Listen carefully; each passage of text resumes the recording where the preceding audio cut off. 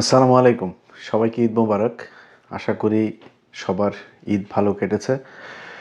ঈদকে উপলক্ষ করে বাড়িতে যাওয়া আসা কিংবা বাড়িতে যাবার পরে অনেক পত্রিকা টেলিভিশনে যেগুলো দেখলাম, সোশ্যাল মিডিয়াতে অনেক মানুষ মারা গিয়েছেন সড়ক দুর্ঘটনায়। তাদের সবার পরিবারের প্রতি সহানুভূতি। আল্লাহ তাদের সবাইকে বেহেশত নসিব করুক। এর বাইরে যারা মোটামুটি বলা চলে বাংলাদেশের মতো দেশে আসলে আপনি যতই নিউজ করেন আর যত সমালোচনা করেন যাই করেন, এই যানজট এটা একই সাথে কোটি কোটি মানুষ ঢাকা থেকে দেশে গ্রামে যায়। যানজট, সিট না পাওয়া, দাঁড়িয়ে যাওয়া, নানান ভোগান্তি, এগুলো এটা বাংলাদেশের মানুষও মেনে নিয়েছে এবং এটা খুবই স্বাভাবিক বিষয়। এগুলো যদি ধরে নিই তাহলে সব মিলিয়ে মোটামুটি ভালোই কেটেছে এবার ঈদ। এর বাইরে যারা রাজনীতিবিদ আছেন তাদের অনেকেই দেখেছি 2টা 3টা 4টা 5টা 6টা গরু কুরবানি দিয়েছেন। আলহামদুলিল্লাহ, আপনাদের সবার ইনকাম এখন ভালো হয়েছে, দিচ্ছেন, যেটা কোনো সমস্যা না।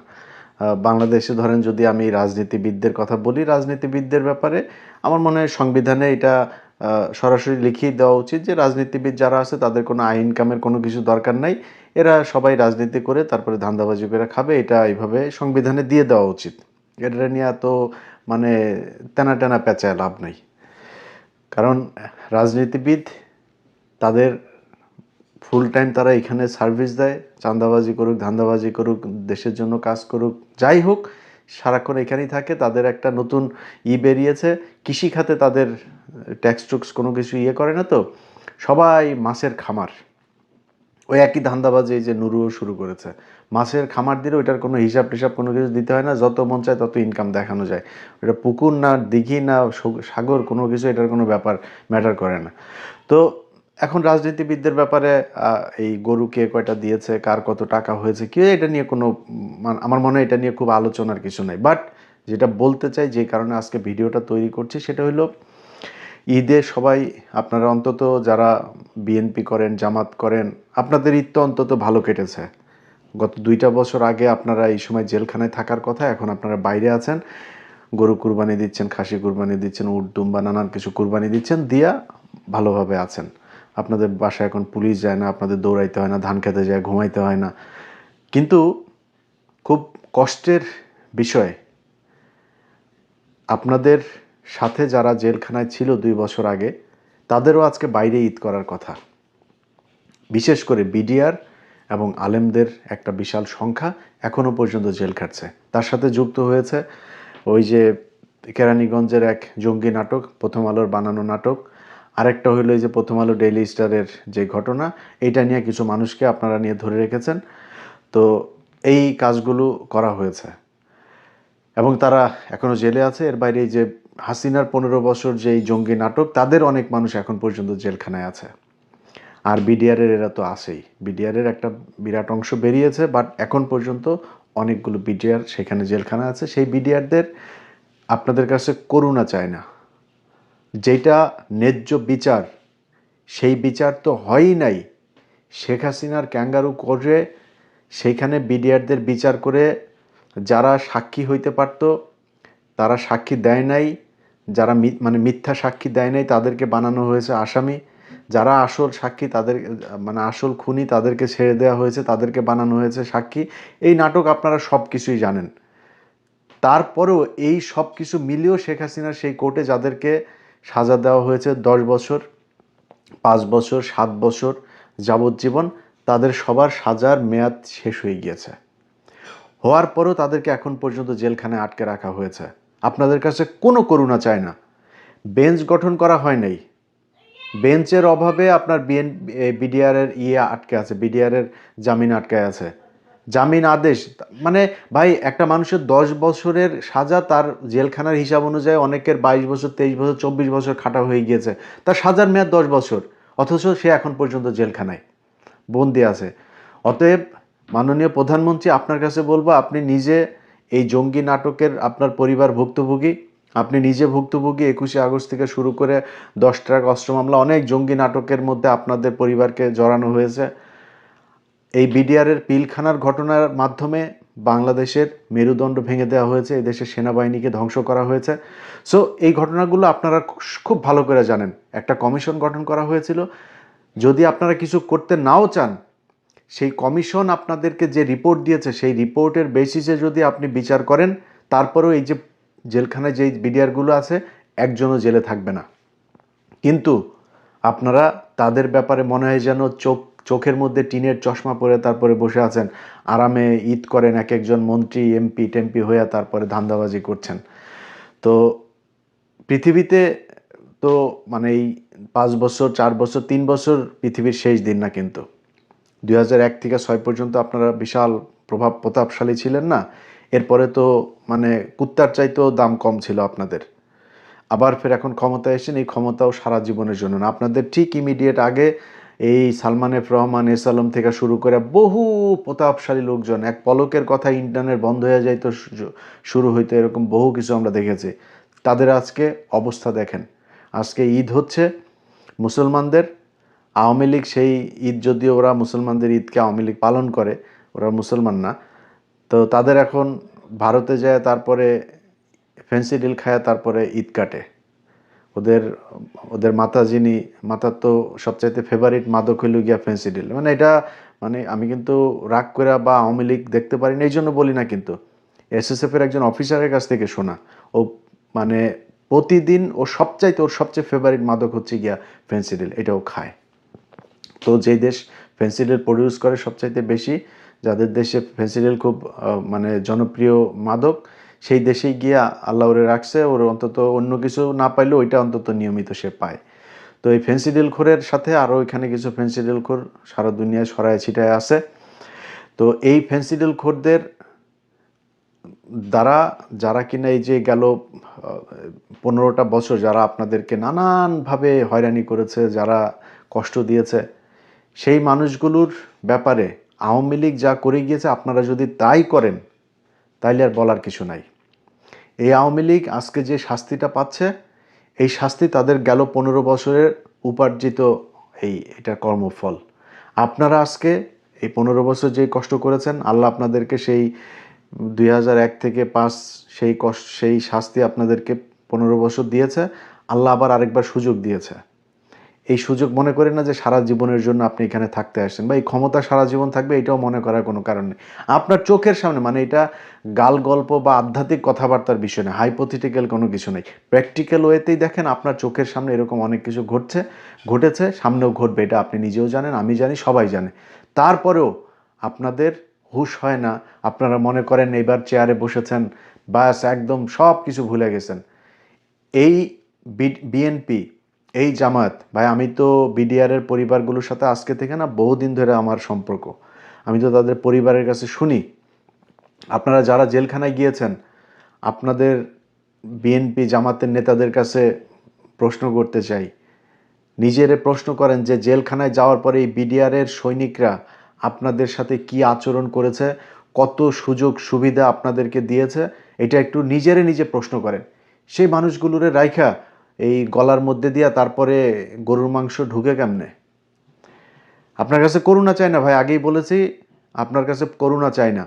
তার ন্যায্য আইনি যে অধিকার, সে অধিকারটা খালি আপনি দেন। একটা বেঞ্চ গঠন করার জন্য তাদের শুনানি হয় না। তাদের 10 বছরের মেয়াদ 24 বছর খাটা হয়ে গিয়েছে, তাদের বের হইতে পারে না। এত গাফলতি কেন? এটা মনে করছেন এই যে আলেমদের, অনেকগুলো আলেম এখন পর্যন্ত আমার কাছে তালিকা আছে, অন্তত 300-400 আলেম এখনও জেলখানায়।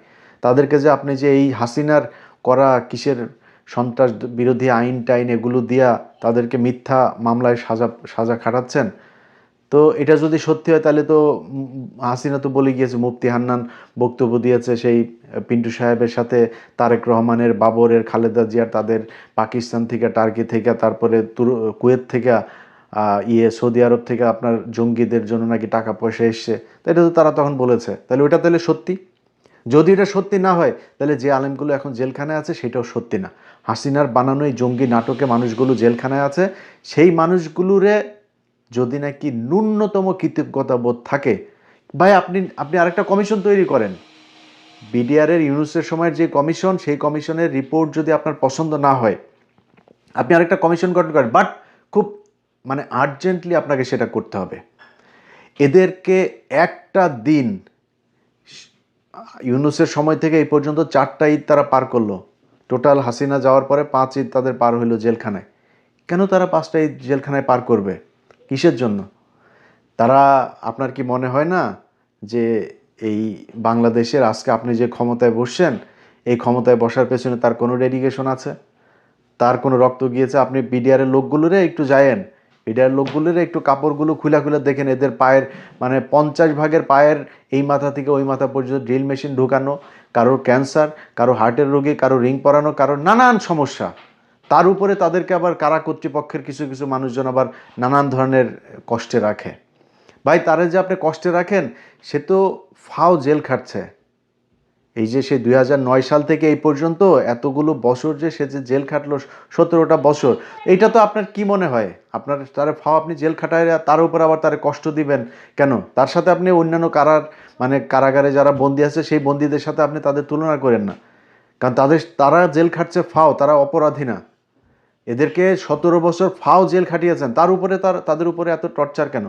সো এত টর্চার করেন। আমরা কিন্তু অনেক কিছু জানি, এই দেশের বহু কারা কর্তৃপক্ষের বাড়িঘরের ঠিকানাও কিন্তু আমরা জানি, কার কোথায় কি সম্পত্তি আছে এগুলো আমরা জানি, খোঁজা দেই না কিন্তু।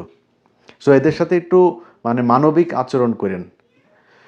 তো বিএনপির ক্ষমতায় আছে, বিএনপির কাছে বলবো যে আল্লাহর ওয়াস্তে যদি আল্লাহর শাস্তিকে যদি ভয় করেন, তাইলে আল্লাহর ওয়াস্তে এই মানুষগুলোর জন্য দ্রুত আপনারা দরকারে নতুন করে কমিশন গঠন করা, দ্রুত আপনি তদন্ত করেন।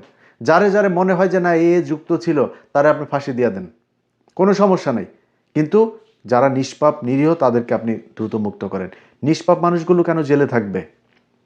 24 সালের 5ই আগস্ট থেকে আজকে 25, 26, 2 বছর হইতে গেল। এই 2 বছর তারা কিসের জন্য জেলখানায় থাকবে? এটার কোনো উত্তর আছে আপনাদের কাছে? এই দেশে বহু প্রভাবশালী সাংবাদিক, ইউটিউবার, সোশ্যাল মিডিয়া ইনফ্লুয়েন্সার, নানান ধরনের বড় বড় সব মানে দেশপ্রেমিক অনেকেই আছে। কারোর গায়েও লাগে না, কেউ কথাও বলে না, মিডিয়া তো নাই, কোনো মানুষও কথা বলে না তাদেরকে নিয়ে। তাদের জীবনের দাম নাই, তাদের কষ্ট, তাদের শরীরে রক্ত নাই, তাদের কষ্ট কষ্টের মতো লাগে না। মানুষ বিডিআরের লোকগুলি ভাই, আরে ভাই 17 বছর 18 বছর বয়সে পোলাপান আপনার, এই 18-19 বছর বয়সে আপনার মানে যে চাকরিতে ঢুকেছে 1 বছর হয় নাই জেলখানায়, চাকরির রিটায়ারমেন্টে যাবে ওই সময় জেলখানায়, দাড়ি টাড়ি সব পেকে বয়স্ক মানুষ, পরিবারের অর্থনৈতিক অবস্থা শেষ, বউ চলে গিয়েছে, সন্তানরা খোঁজ নেয় না, মানে কি এক এক মানে দুর্বিষহ জীবন তাদের। তারপরে কেউ কোনো কথা বলে না। তো কিছু বললাম না, জাস্ট এতটুকুই বললাম। অনেক আপনাদেরকে খুব বাজেভাবে বলা যাইতো, শুধু এতটুকু বললাম। ইউনূসরে বহুত গালাগালি করছি এই এক কারণে, যখন 2-1.5 বছর কষ্ট করে কোনো রেজাল্ট পায়নি, বহুত কিছু বলছি আপনাদেরকে। আর যত গালি আছে সব মনে করেন দিছি আপনাদেরকে, আর এটা দিলাম না এখন আর। আমার অনেক মানে সম্মানিত মানুষজন আমার ভিডিও দেখেন, সো তারা পছন্দ করেন না আমি আপনাদেরকে গালাগালি করে কথা বলি। গালি দিলাম না, মনে করেন গালি সব দিছি আপনাদেরকে, ওইটা মনে করে নেন। যা যা পৃথিবীর যত যাওয়ার গালি আছে সব দিছি আপনাদেরকে, ওইটা মনে করে তারপরে আল্লাহর ওয়াস্তে যদি মনে চায়, যদি মানুষের মিনিমাম ন্যূনতম রক্ত যদি শরীরের মধ্যে থাকে, কৃতজ্ঞতাবোধ, দায়িত্ববোধ যদি থাকে, এই বিডিআরের লোকগুলো আপনাদেরকে কম উপকার করেন এই জেলখানার ভেতরে, কম সেবা দেয় নেই আপনাদেরকে।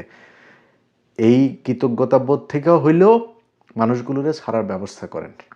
ঈদের এই খুশির মধ্যে আপনাদেরকে এই কথাগুলি অনুরোধ করা, মানে হাত জোর করে তারপরে বললাম, আল্লাহর ওয়াস্তে এটার ব্যাপারে একটা ব্যবস্থা নেন।